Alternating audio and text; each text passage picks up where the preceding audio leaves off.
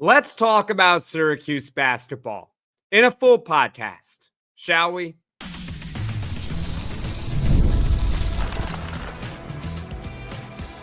You are Locked On Syracuse, your daily podcast on the Syracuse Orange, part of the Locked On Podcast Network, your team every day.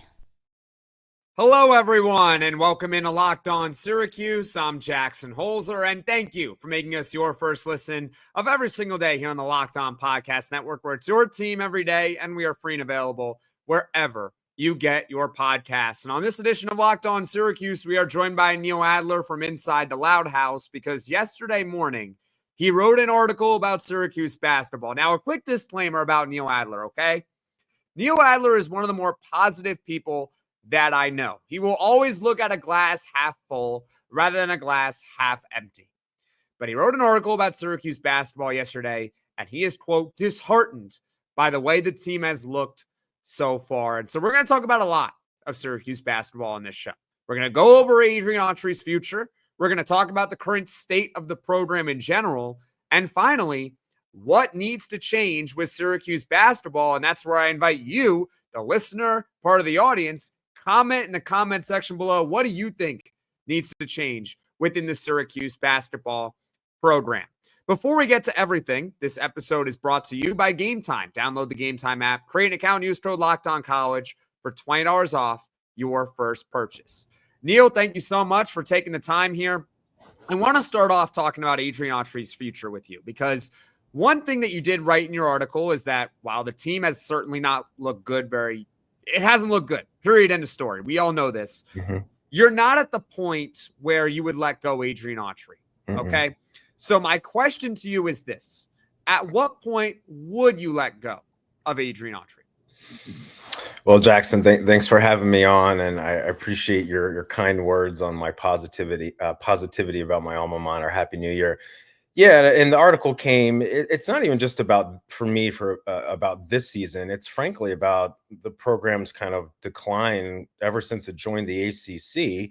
Even though that first year in the ACC they were good, obviously didn't do as well as they had hoped in the NCAA Tournament. But it's just been kind of like this natural kind of downward, I don't want to say spiral, but just not really being in competition for ACC tournament titles, not really getting, good seeds in the tournament. Even when they get in the tournament, they make great runs, but it's double digits, just not being that team like they were from 2009 to 2013, or obviously in yesteryears. So, but to get to your question, it's something that people are talking about so much right now. And obviously some folks want Adrian Autry let go immediately. And they're right. I'm not down with it personally. And maybe that's still more the positivity, the optimism in me. I think that the team, yes, they're 6-8. They haven't won an ACC game yet, although they're just getting into ACC play, the heart of it. They haven't won a game against a power conference team, and they haven't won a game on the road. But they did have Starling out, their leading scorer, for 7 games. So we could hypothesize, speculate that with JJ Starling in the lineup for those 7 games, and maybe a guy like Chris Bell shooting better from 3, a couple of those games were close. Maybe they win a few of them, and maybe we're talking about a team that's 10-4, 9-5, whatever the case may be. To get to your question again, though, because I'm kind of all over the place with this, I really feel like they got to at least let them finish the season out. I mean, we're not even halfway through the regular season. What's disheartening to me is just that I thought Autry did a nice job last year. They won 20 regular season games for the first time in a decade.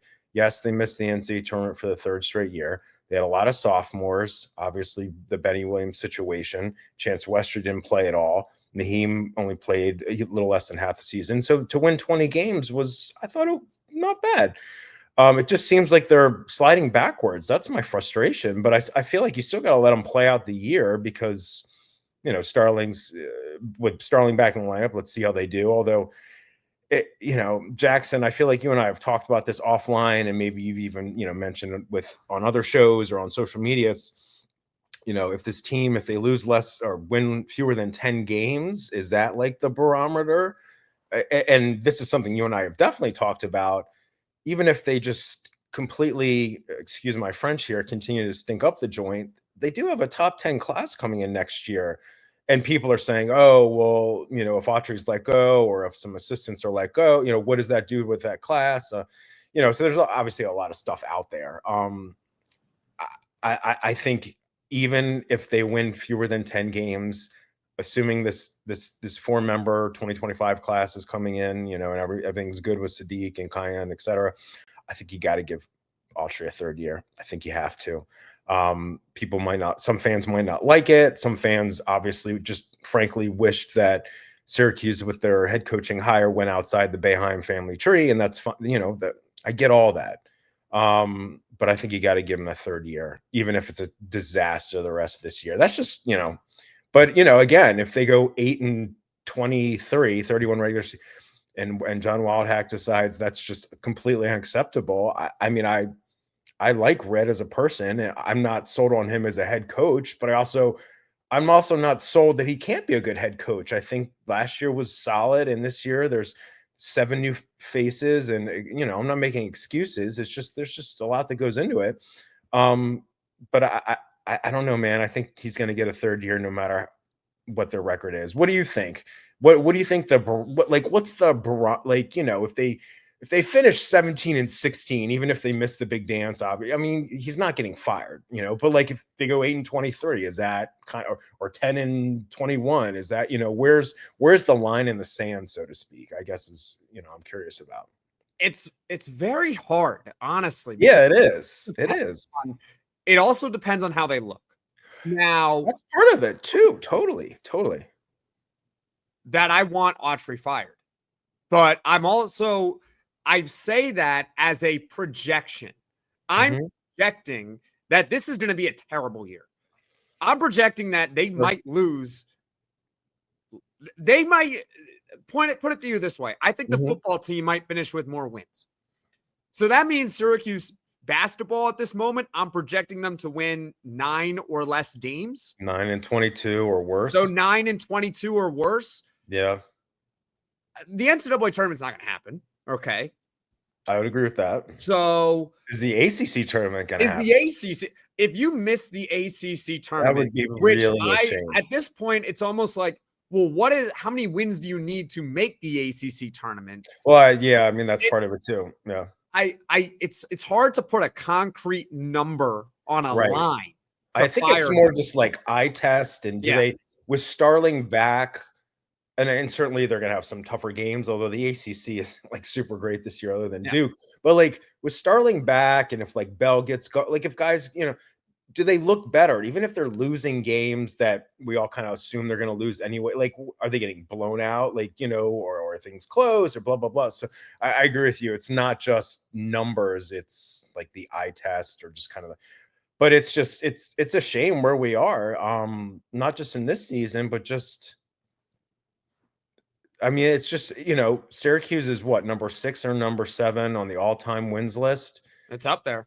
They're up there, and it's just and I know it's a different era, and again, I don't think Autry is going to get fired this mid-season or even at the end of the season, but it's frustrating. I'm and me, I'm a positive person, and I'm not going to negatively or personally attack anyone. I'm not going to use some people just use names, name calling and all that. So I don't, they're just not good right now. It's just, what's their identity, as we've talked about off air, and I wrote about that, and again, we'll see, once they got out, I'll tell you, Jackson, if they lose, and Georgia Tech's won 3 in a row, but if they lose this game at home to Georgia Tech, a team that I think is 8-7, with Starling back, and just kind of the way things, the air of, frustration, it's just, it's going to be bad. They have to win this game. I'm not saying it's a must win to be in the NCAA tournament conversation or anything like that. They're 6-8. It's just a must win for an air of confidence, anything, just something to latch onto. And then I think, what are they at, BC after that? Is that where they are on Saturday? Yep. Just to get something going. And when I was so encouraged and frankly a little pleasantly surprised, when Starling was back, but then obviously the team doesn't, give a lot out in terms of that until they say he's out indefinitely. And then there's, early January, and Autry said, oh, he's hopeful. So, it's early January. So he was back, and I was hopeful. And, they hung with Florida State. I think it was a 2-point game at the half. And Bell off the bench was great, at least shooting wise. But then they just got Florida State just dropped the hammer on him at the end of the game. I mean, it was a close game, and then you lose by 16. That to me even with Starling back, I didn't think that they were going to win at Florida State, given the way the season's gone and it's on the road and all that blah, blah, blah. And it's just, but then it just ends up being looks like a blowout, even though it wasn't for most of the game. That's the kind of stuff that frustrates me too. It's not just the loss. I'm not saying players are giving up. They're not throwing in the towel, but it's just kind of like, what are we doing here? Let's make this a game towards the end. So anyway, getting back to your original point with Autry,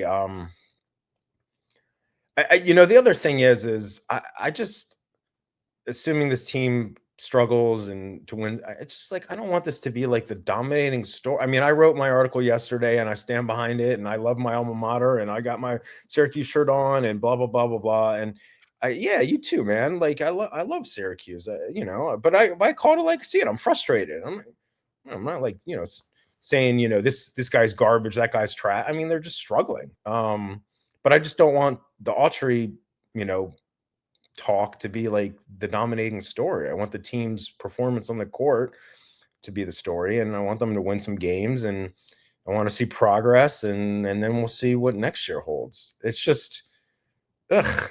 But hey, listen, the football team's going to finish inside the top 20. There's so much fun stuff there. Kyle McCord's coming back, right? I mean, I don't know. I have no clue. If you want to drop a bombshell report right now, I mean, by all means you can, but I don't think we have one. If I had a scoop, I would totally give it to you first, man. No, I got nothing there, buddy. So anyway, so we'll see, man. We'll see how it goes. It's just, it's just, and it's also disheartening to see, because I just like you run social media pages for Locked On, I run them for Loud House, and fans have every right to be frustrated. Again, sometimes I feel like the language and personal attacks are just like unproductive and unnecessary, but I get the frustration. Hey, listen, I'm there too. And it's just, but then I see other fellow, and listen, I'm a columnist, but I'm also a fan. I'm not a beat reporter. I don't pretend to be. But I see other fans talking about how they just like don't even want to watch the games, or like that stinks. That sucks. Excuse my language. That stinks. That's just, well, I know what you mean here. Okay. Yeah. And we'll get to it in just a second. Attending the new 12-team college football playoff is an incredible experience that brings fans together like never before. I remember the excitement of past playoff games and can't wait to make new memories with the updated format and extra teams involved. Game Time is a new feature called Game Time Picks that makes getting tickets for events even easier. It filters out the fluff to show you only incredible deals on great seats, so you don't have to waste time searching through thousands of tickets. Recently, I used Game Time Picks to find tickets for an upcoming game. Browsing through the deals was a breeze, and I found great value for all kinds of seats around the venue. The Super Deal in particular stood out as the best value for the event. I love that I could see the seat views before buying, and that the app shows the total cost up front with no surprise fees at checkout, plus the on-time ticket delivery and lowest price guarantee gave me complete peace of mind. Take the guesswork out of buying tickets with Game Time. Download the Game Time app, create an account, and use code LOCKEDONCollege for $20 off your first purchase. Terms apply. Again, create an account, redeem code LOCKEDONCollege, LOCKEDONCOLLEGE for $20 off. Download Game Time today. Last minute tickets, lowest price, guaranteed. I'm Jackson Holzer. We're joined by Neil Adler from Inside the Loud House here. We're talking about Syracuse basketball. We're just airing out the grievances here. We're doing Festivus a couple weeks later than usual, okay? There you go. So to your point about the fans, Neil, yeah, what I'm assuming you mean is that it stinks that they feel the way they feel. Sure. That they feel apathetic, that they don't care that there's a Syracuse basketball game happening. Yeah. That's, I think, what you mean. It's not that, we should patronize those fans for saying that. Those are bad fans. How dare you? No, not at all. It's purely just gotten so bad to the point where, I mean, let's be honest, unless it's like your job, I mean, this team really doesn't give you a lot to cheer for. Yeah. They don't. Yeah. You want to root for a transfer? That's cool. All the transfers are going to be out the door. Just letting you know right now. You want to root for the freshman? That's cool. Donnie Freeman's probably out the door because he's really good. And he's probably going to the NBA draft. He is, you want to root for Chopper Moore? I understand that. But right now he's not playing well. So he's barely playing. So it's like, you tell me, what am I supposed to cheer for? Chris Bell? Well, finally he got it going against Florida State. Yeah. Who knows if that's going to continue or not? Right. Neil, I think this is where I'm at right now. Yeah. You mentioned some of the positives, right? Hey, JJ Starling came back. That's good. We'll agree on that. Chris Bell, finally. I mean, he it was like he was Chris Bell again against Florida State. They lost by 16. With all those positives, you lose by 16 points to Florida State. What? Sorry, Seminoles. Like I'm not trying to disrespect Florida State. I mean, but like, come on. They were 82nd in the net rankings coming in. Yeah, no, I mean I think after the win they're 10-4, but they didn't like have a lot of awesome wins on their resume. That was their first power conference win. Yeah, I remember their resume didn't look overly impressive either, but they obviously had a winning record and Syracuse doesn't. No, I get it. Yeah. They just like I said, and Donnie had a double-double, and he's just I agree, he could definitely be gone after this season. In terms of the fans, and again, I'm a fan, I'm an alum, I'm a proud alum. I always will be, regardless of the team's records.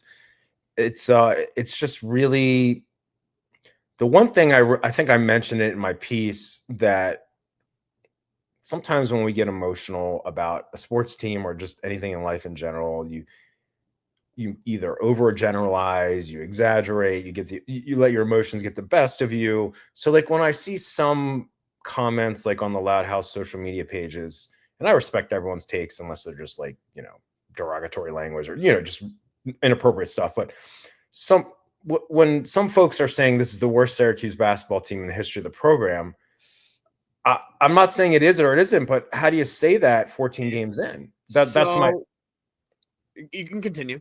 No, I was just gonna say, like, it's like a blanket statement that maybe it is the worst team ever. And obviously, Jim Boeheim was there for 47 seasons, and his only losing season was in 21-22 when they went 16 and 17.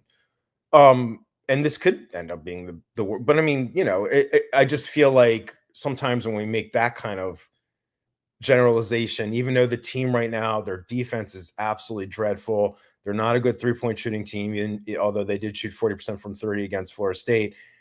As I mentioned earlier, I don't see what their identity is. But again, let's see how Starling kind of changes the dynamic now he's back. But it makes me really sad for people to say they think this is the worst team ever in the history of a proud program that, yes, is not as nationally relevant as it was even 10 years ago, when it first joined the ACC, for a variety of reasons. And obviously Jim Boeheim was a Hall of Famer, but when he retired, I was like sad, but like ready for the future. And again, I thought Coach Autry did a really solid job last year. They didn't get into the tournament, but I thought he did a solid job given all the context. But it's just like now they're 6-8, and like you said, no power conference wins, and fans don't even like it's one thing they're not, fans. And I don't live in Syracuse, so I'm not at all the games. Like I'd be the first to admit that, but it's one thing if fans like aren't even going to the games, but like they're not even like I have some fans on, that I do updates, as much as I can about the games, and they're like, oh, I'm not even watching the game, I'll just like check your updates. Well, I mean, that stinks. Yeah. They're not even watching. I mean, that's sad. And how do we change that? Obviously winning helps. And certainly, again, not to go off on a tangent, but with the football team, obviously they've like, they've got this dark culture, and they had a really nice season, and we'll see what next year comes. It's in all that. And we're talking about basketball here, but it's like, what is, I mean, I know Coach Autry's talked about the orange standard and all that, and that's fine, but I don't know. I part of it is just like with everything in college sports, and you got the portal and NIL and conference realignment and revenue sharing and all this other stuff. And like they have 7 out of their 12 scholarship players are new to the program. It's just like, they just don't, I'm not saying they're not close off the court and they're not friendly, there just doesn't seem like a lot of like gelling. Is that the cliche word? Yeah, Like, they're not. There's no chemistry. There's yeah, no like identity. the chemistry is lacking. And is that Autry's fault? Well, I guess it's on the coaches, to some extent. But then at some point, it's the guys that are, the young men are the ones playing the game. So, and people get frustrated about all the different lineups, and clearly, Coach Autry is trying to figure out the best combinations. And again, Starling back changes things, hopefully for the better. But it's like I wrote, not in the column that we're talking about now, but like last week when I wrote about like their identity, it's like, I think there's guys on the team that have talent, but no one's like putting it together consistently. And it's like, Donnie Freeman's pretty solid. And it's like, but then like on the front court side, like Eddie will have like a good game, or Jair, but then it's like, but then they're like quiet as can be. And I'm not saying that's on them because they're playing bad, or they're just not, making it an emphasis in terms of the pay. But then outside, it's like Bell will have this good game, but he's been kind of, Chapa had a couple good games over the last month, and then he's, and Carlos obviously struggled a ton, and then he put together a couple good games. I don't think Florida State, he was effective at all. He was terrible against Florida State. It might have been the worst game of the year. Yeah. So Lucas Taylor's had some, but it's just like not all coming together. And certainly with a team that has, again, more than half its roster of scholarship guys new, whether transfers or freshmen, you would expect it to take some time, but we're in January now. And so again, and every team has to deal with this. No, I'm not saying every other team had 7 of 12 guys are new to the program, but a lot of them did. A lot of them do. So like, what's up? Like, why is it's just not, again, for me, it's not just wins and losses. And a handful of these losses have been close, both of them in Brooklyn against Power 5 teams, Georgetown at home, Notre Dame on the road. I mean, they had obviously got blown up by Maryland and Brooklyn and at Tennessee, but it's just like, what is this team all about? And again, I guess we'll see. Hopefully tomorrow's a positive step. They win at home and with JJ there and everything, but I don't know. I just kind of blah. And I hate saying that because I'm not disrespecting them as I know they're trying, and I'm not, and I love my alma mater, but they're just blah. Like yeah. I mean, and that just doesn't speak to them as people. It's just on the court. They're just blah right now. So look, it's totally fine to criticize their play. Yeah, and I want to hit on a point that you made earlier.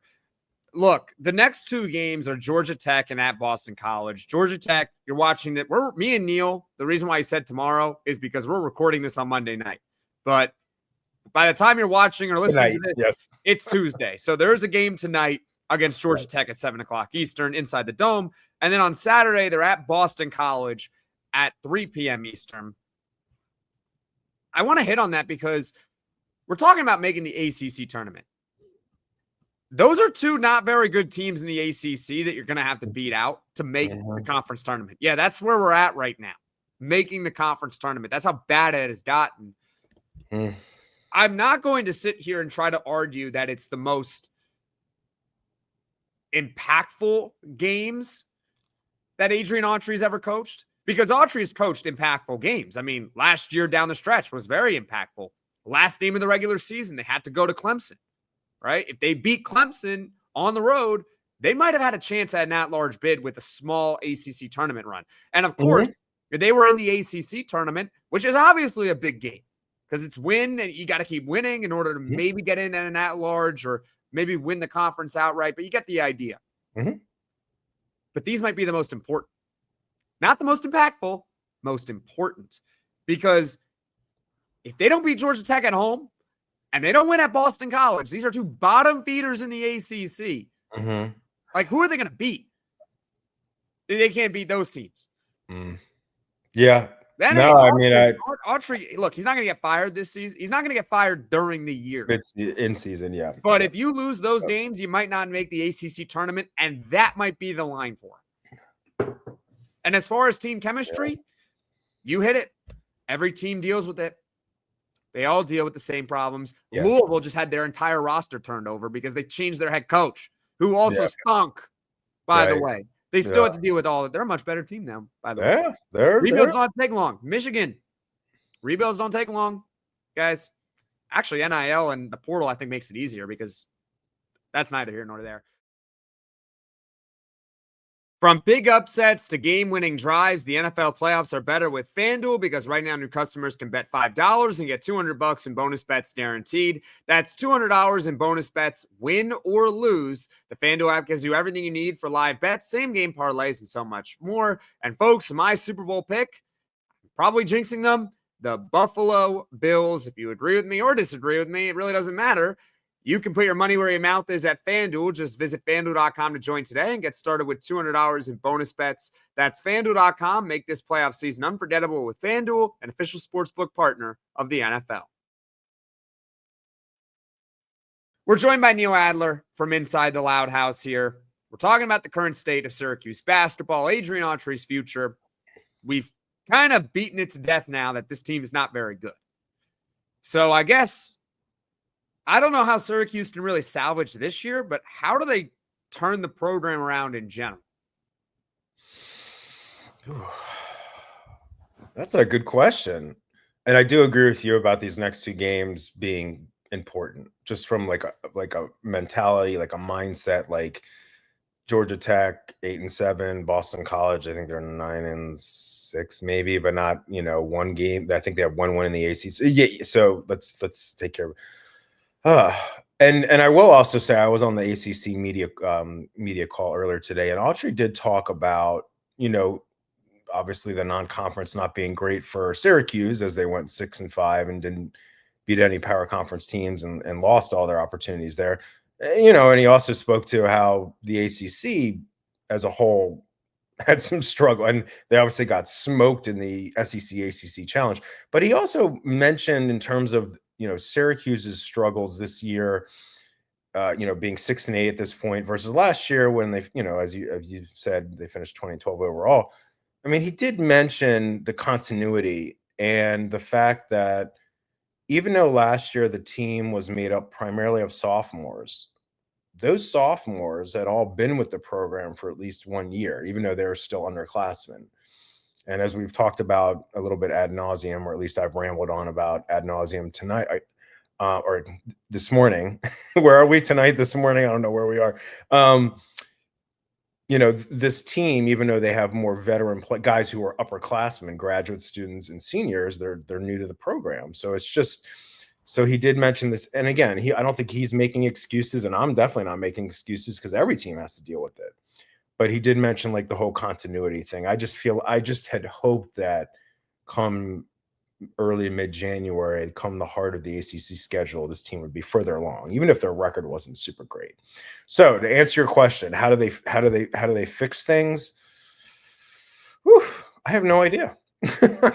I mean, and me, I'm not afraid to give my opinion. I mean, I think part of it is, again, they have a really, on paper, a nice looking class coming in next year, but it's kind of hard to speculate about next year because you don't know what guys on the current roster that, have eligibility left will remain with the program versus transfer out, and what transfers they would bring in. And so they could have and if I'm not mistaken, as part of all the NCAA settlements and everything and future revenue sharing, I think the scholarship limits go up from 13 to 15. So, how that factors in, we'll see. But yeah, I mean, well, for one thing, they just need to get better on defense. It was interesting. Someone was after there's a lot of comments, on my article, not necessarily about the article, but just about the topic, with my article kind of, and one fan that, comments frequently and makes a lot of insightful comments. He's talking about, the fact that for not 47 years under Boeheim, but for a long time under Boeheim, they were playing primarily, if not exclusively, zone defense. And then obviously Red comes in and, implements man-to-man. And he wants the program to be his culture, his forte, his thing. He's the head coach.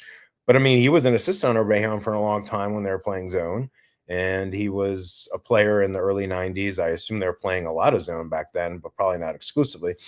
But so, should they go back more to some more zone. They have used some zone this year. I don't know what the Mhm. percentage is zone versus, but do they? And obviously when you go into zone, you want guys with length and they need to act as one unit.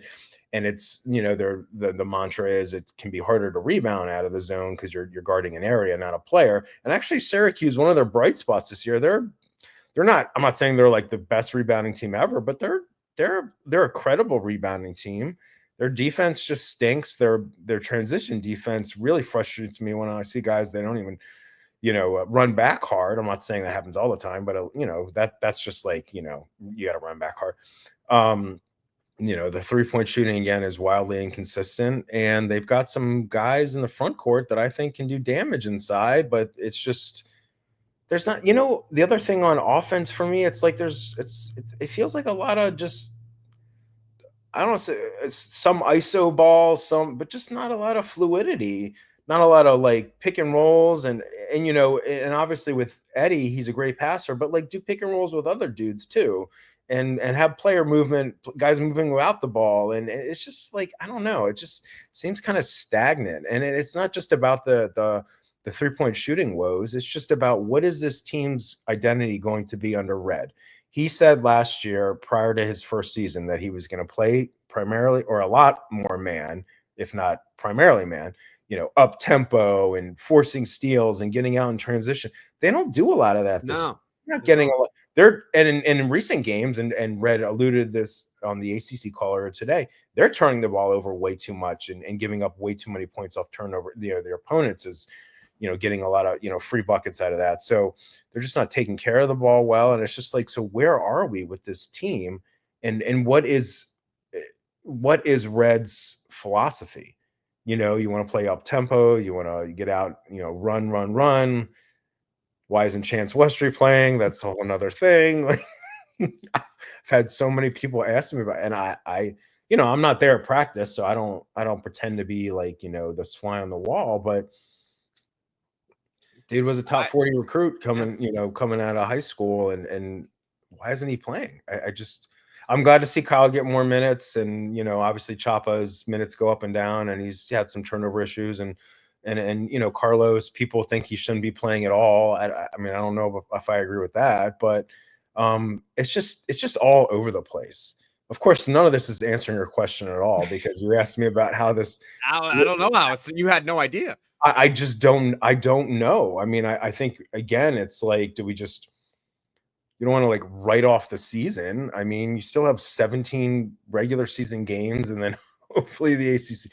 It would be a really bad look if they missed the ACC tournament. It's bad enough or frustrating enough that Syracuse hasn't won more than one game in an ACC tournament since joining the ACC. Correct? Am I? Nope. No. Nope, they've never won more than one. And most year, not most, but a good amount of years, they haven't won any games. Mm-hmm. So if they didn't even make it this year, that stinks. Yep. But and the other thing is they've got this 2025 class, again, not knowing who's going to if guys will transfer out, he'll transfer in, but this Donnie, you assume might move on. Hopefully Elijah comes back. Got this 2025 class on paper that looks really awesome, but Kyan Anthony is a top 10 shooting guard, and he's been injured lately. He hasn't been playing a lot or playing at all. Hopefully he's back in action for Long Island Lutheran, and he's a top 30 prospect. And Sadiq White is rated number 15, I think, or in the top 20 by Paul Biancardi at ESPN, and he's a top 30 guy, kind of generally speaking. And then you've obviously got Womack, who I think is an underrated wing, and Luke Fennell. But are they like the saviors? Like, I don't, that's. Look, Adrian Autry can recruit, and Brendan Strong can recruit. I don't know about Engelstad, and I have nothing against him personally. I just don't know. And Alex Klein is getting out there and getting after it on the recruiting trail. I can tell you that. I know that for a fact, because he's been recruiting some 2026s and been at their stuff, and I've talked to some of the recruits' parents, and he's out there. But recruiting is one thing, being in-game head coach / assistant coaches is another. It's going to be a fun rest of the year, hopefully. and fun off season with everything like that. Syracuse basketball is playing Georgia Tech tonight at 7 o'clock Eastern inside the Dome. It's a big game for the Orange if they want to make the ACC tournament. That's Neil Adler from Inside the Loud House. Neil, before I let you go, where can people find you on social media? So I am at Damn Twin, and Loud House. Inside the Loud House is at Loud House FS, I think. Yes, that's it. Thank you. Awesome. I appreciate that. Neil, thank you so much for taking the time, and we will catch up at some point in the near future. Appreciate you, brother.